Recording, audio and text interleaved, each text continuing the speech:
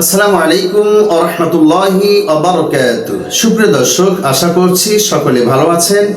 কোরআন সুন্নাহর দৃষ্টিকোণ থেকে পবিত্র জুমার দিনের বিশেষ কিছু আমল সমূহ: জুমার নামাজের জন্য উত্তম রূপে গোসল করা, পায়ে হেঁটে মসজিদে যাওয়া, ইমাম সাহেবের খুতবা শ্রবণ করা, দুই খুতবার মাঝখানে দোয়া করা, দুই নবী কথাবার্তা না বলা, সূরাতুল কাহাফ তেলাওয়াত করা, কমপক্ষে প্রথম 10টি আয়াত তেলাওয়াত করা, সলাতুল তাসবিহ নামাজ আদায় করা, পবিত্র জুমার দিনে বাদ আসর কমপক্ষে 80 বার দরুদ শরীফ পাঠ করা, আর সর্বশেষ বিশেষ আমল হলো অন্যান্য দিনের তুলনায় এ দিনে বেশি বেশি নবীজি সাল্লাল্লাহু আলাইহি ওয়াসাল্লামের উপর দরুদ শরীফ পাঠ করা।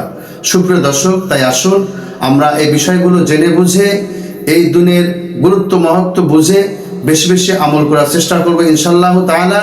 আল্লাহ সুবহানাহু ওয়া তাআলা আমাদের সকলকে বেশি বেশি আমল করার তৌফিক দান করুন।